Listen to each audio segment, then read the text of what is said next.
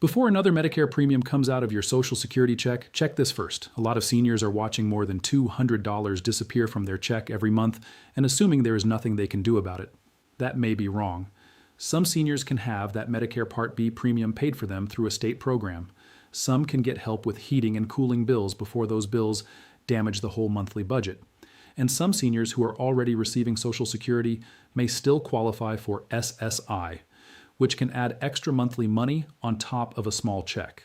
The problem is simple. These benefits are not automatic. Nobody is sitting in a government office looking at your income, your Medicare premium, your electric bill, and your Social Security check, then calling you to say, "You qualify, let us send the money." That call is not coming. If you do not ask, the system usually keeps moving without you. The premium keeps coming out. The utility bill keeps climbing. The small Social Security check stays small.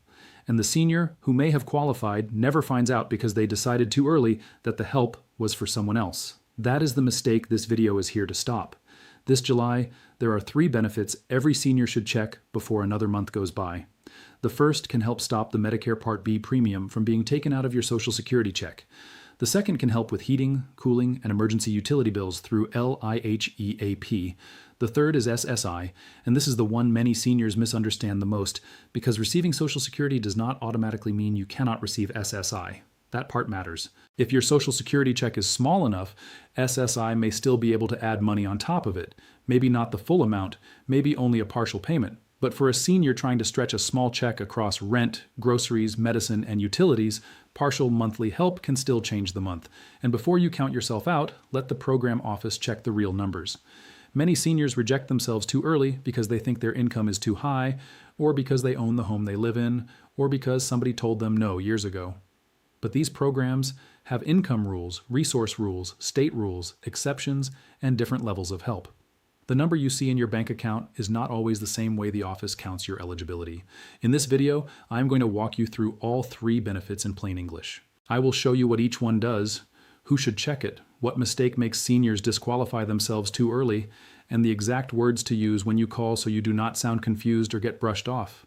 And stay with me until the SSI section, because that is where many seniors make the most expensive mistake. They think Social Security retirement and SSI are the same thing. They are not. They think one automatically blocks the other. It does not. They think owning the home they live in automatically ends the conversation. In many cases, it does not. So write these 3 names down as we go. Medicare Savings Program, LIHEAP SSI. If one of these applies to you and you never ask, nobody is going to chase you down to fix it. Let us start with the Medicare Savings Program, because this is the one that can show up right inside your Social Security deposit. If you are on Medicare, you probably know about Part B. That is the part of Medicare that covers doctor visits, outpatient care, preventive care, lab work, durable medical equipment, and many services outside a hospital stay. Most seniors do not write a separate check for it. The premium is usually deducted from Social Security before the payment reaches the bank. That is why many people barely notice it at first. They see the deposit that arrives, not the larger amount that was reduced before it got there. In 2026, the standard Medicare Part B premium is a little over $200 a month. Over a full year, that is more than $2,400 coming out before you pay rent, groceries, medicine, insurance, utilities, or property taxes. For a senior with a comfortable retirement account, maybe that number is just another line on a statement. But for a widow, a single retiree, or a couple living mostly on Social Security, $200 every month is a serious amount of money. Here is what many seniors are never told clearly. Your state may be able to pay that Part B premium for you through a Medicare Savings Program. That means the premium that is being deducted from your Social Security check can be paid by the state instead, if you qualify. When that happens, your Social Security deposit can go up by about the amount of the premium because that money is no longer being taken out for Part B. This is not a new Social Security check. It is not a bonus check. It is not a lottery. It is a bill you may not have to keep paying yourself. For a lot of seniors, that is exactly the kind of help they need. There are different levels of Medicare savings programs. The strongest level can help pay the Part B premium and also help with Medicare deductibles, coinsurance, and copayments. Other levels may only help with the Part B premium. The exact names can be confusing and the rules can vary by state, so I do not want you trying to decide which one fits you from memory. Just remember the main question. Can my state help pay my Medicare Part B premium? That is the question to ask. Now let us talk about who should check. If you are on Medicare and your income is modest, check. If you live mostly on Social Security, check. If you are widowed and your household income changed after your spouse passed, check. If you were denied years ago, check again. If your savings have gone down, your rent has gone up, or your monthly bills have changed, check again. The limits are not always as low as people think. Depending on the state and the program level, a single person may still qualify with monthly income around the high 1,000s. Married couples may have higher limits. Some states have rules that are more generous than the basic federal numbers. This is why guessing is a problem. A senior may say, "My Social Security is too high," but the office may count only part of something, subtract certain amounts, or place the person into a different level of help. Another senior may say, "I have a little money in the bank, but the rules may not treat that the way the person expects." A homeowner may assume the house blocks them, but that is not always how these programs work. You are not required to understand all of that before calling. You are only required to ask. Let me give you a simple example. A widow named Margaret is 73. She receives Social Security every month, and her Medicare Part B premium comes out before the payment reaches her checking account. She knows the deduction is there, but she has accepted it as normal because it has been happening for years. Margaret is careful with money. She does not spend much. She has a small savings cushion because she is afraid of emergencies. Because of that, she always thought premium help was for somebody in a much worse position than her. Then someone finally tells her to call and ask about the Medicare savings program. When the office checks her real numbers, she is under the line. Her state starts paying the Part B premium. The next time her Social Security payment is adjusted, more money shows up in her monthly deposit. The important part is not that Margaret found a trick. She did not. She just asked the question that nobody had ever told her to ask. That is how many seniors find this program. To claim it, contact your state health insurance assistance program. Many people call it SHIP. You can also contact your state Medicaid office. When you call, use simple words. Say, "I am on Medicare and I want to know if I qualify for a Medicare savings program to pay my Part B premium." That sentence is enough to start. You do not need to know whether the program is called QMB, SLMB, or anything else. You do not need to memorize the income limit. You do not need to explain your whole life story in the first sentence. Tell them you are on Medicare and you want your Part B premium checked. They may ask about your monthly income, your savings, your household, and your Medicare status. They may need proof of income, bank information, Medicare card details, or other documents. That is normal when you are dealing with the real office. What is not normal is a stranger calling you first and asking for private numbers. This is where seniors have to be careful. Scammers use the same words that real programs use. They say Medicare, they say premium refund, they say new benefit, they say senior money. They may even know your name, your address, or the name of your insurance company. Then they ask for your Medicare number, Social Security number, bank account, or a code that was sent to your phone. That is where you stop. If the call came to you out of nowhere, do not trust it. Hang up and call SHIP, your state Medicaid office, Medicare, or Social Security yourself, using a number you found through an official source. A real program does not need you to hand private information to an unknown caller in order to release money. Now let us move to the second benefit, because this one becomes especially important in July: your energy bill. A lot of seniors only think about energy assistance in the winter, when the heating bill gets painful. But for many older Americans, summer can be just as dangerous. A high electric bill can make a senior avoid using the air conditioner, and extreme heat can turn that into a health problem very quickly. The program to know is called the Low Income Home Energy Assistance Program. Most people shorten it to LIHEAP. It is a federal program, but it is run through states and local agencies. It can help eligible households with heating bills, cooling bills, and sometimes energy emergencies. In many cases, the payment goes straight to the utility company rather than to you directly. That is still real help. If the bill is reduced, that is money you do not have to pull from groceries, medicine, or rent. The mistake many seniors make is thinking the program is only for people who are about to lose power. Crisis help can be part of it, but ordinary heating and cooling help may also be available depending on your state. Some areas have seasonal application windows. Some have emergency funds. Some prioritize seniors, disabled adults, or households with young children. The details depend on where you live. That is why the right question is not, "Does this exist somewhere?" The right question is, "What does my local office offer right now?" In July, cooling assistance may matter more than heating assistance. In another state or another season, heating help may be the main issue. If you have a shutoff notice, the conversation may be different. If your furnace or air conditioner stopped working, ask whether emergency help or a related repair program exists in your area. The amount can vary a lot. Some households may receive a few $100s toward a bill. Some crisis cases may receive more. Some states may have limited funds or close certain application periods when the money runs low. This is why waiting can hurt you. Funding does not last forever. Offices often have more requests than money. Seniors can be priority households, but priority only helps if your name is actually in the system. Think of a retired couple named Helen and Frank. They live on Social Security and a small pension. They are not careless with money. They keep the lights off in rooms they are not using. They check the thermostat every day. They delay things that need fixing because every repair creates another bill. Every summer the electric bill jumps. Every winter the gas bill jumps. They have heard the words energy assistance before, but they assume it is not for people like them because they still manage to pay most bills on time. Then Frank gets a shutoff warning after a bad month, and their daughter tells them to call 211. That call connects them with a local energy assistance office. They apply. The office checks their income and household. A payment goes toward the utility bill, and they also learn what to do if they face another emergency.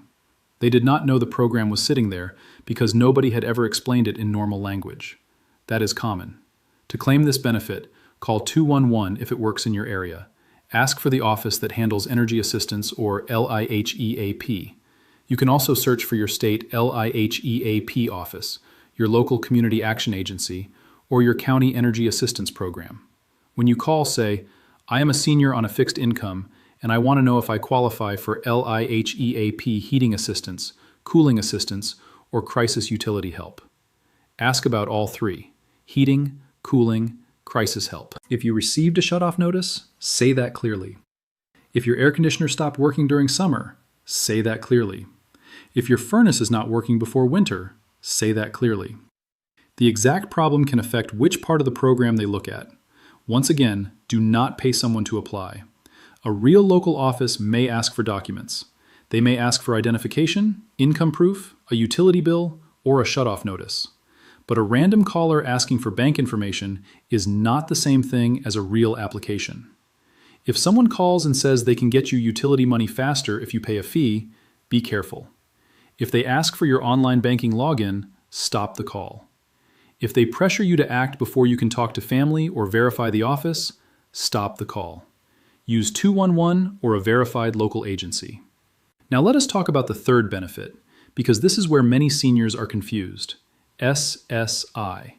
The full name is Supplemental Security Income. This is not the same thing as Social Security retirement. Social Security retirement is based on your work record. You paid into the system through payroll taxes, and your retirement benefit is calculated from your earnings history. SSI is different. It is a federal benefit for people who are 65 or older, blind, or disabled, and who have low income and limited resources. The reason seniors miss it is simple. They hear the word Social Security and think everything is the same program. They already receive a Social Security retirement check, so they assume that ends the conversation. It does not. In some cases, a senior can receive Social Security retirement and still qualify for SSI if the retirement check is small enough and the person meets the other rules. The SSI payment may be reduced because Social Security retirement counts as income. That means many people will not receive the full SSI amount. But a reduced payment is not the same as no payment. For a senior who is short every month, even a partial SSI payment can matter. In 2026, the maximum federal SSI amount is about $994 per month for an individual, and just under $1,500 for a couple. Those are maximum amounts.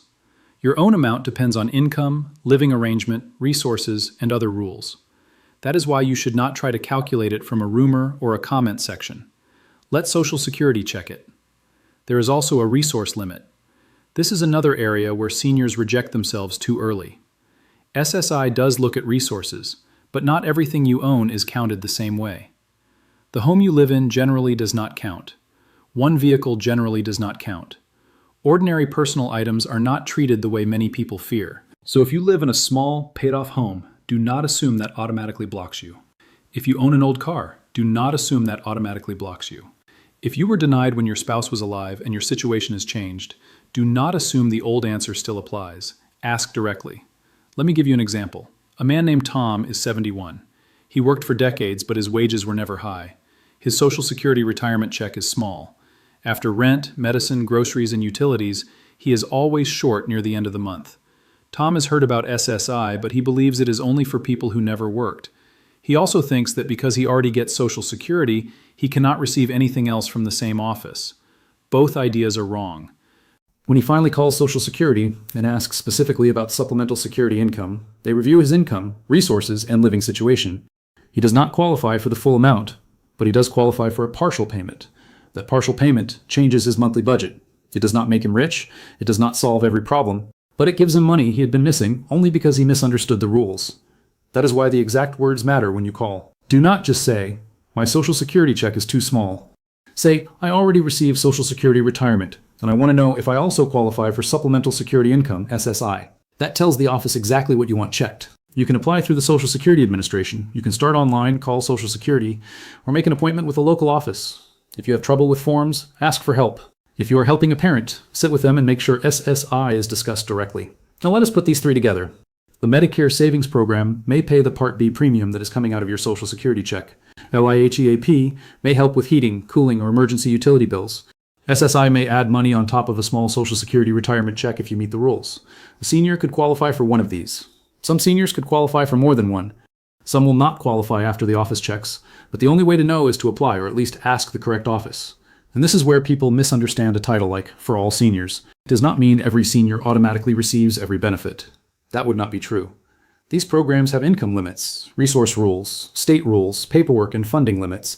It means every senior should check before deciding they are out, especially if you are on Medicare, living mostly on Social Security, dealing with high energy bills, recently widowed, denied in the past, or helping a parent who keeps saying they are fine when the bills tell a different story.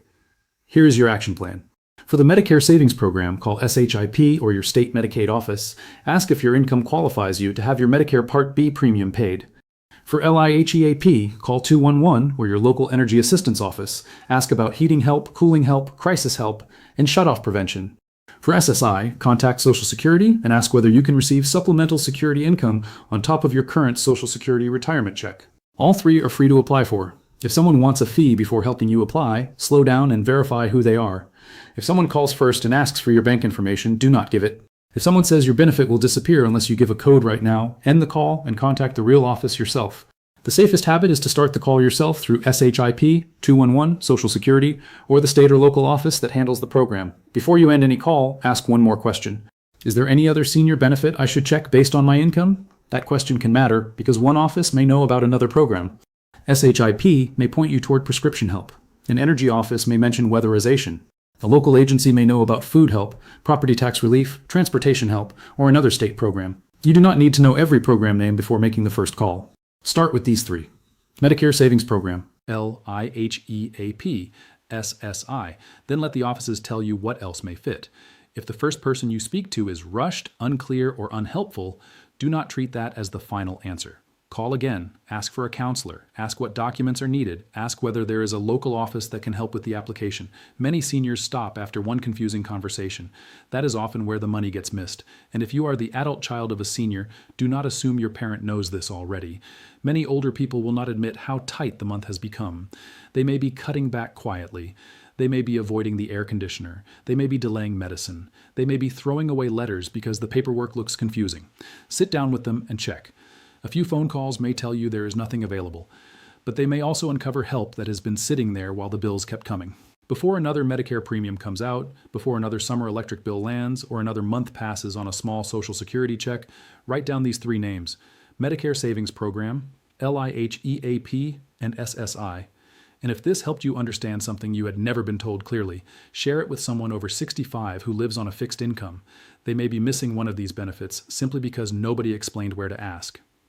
Subscribe to Seniors Heaven for more plain English updates on Social Security, Medicare, taxes, and senior benefits that can affect your monthly money.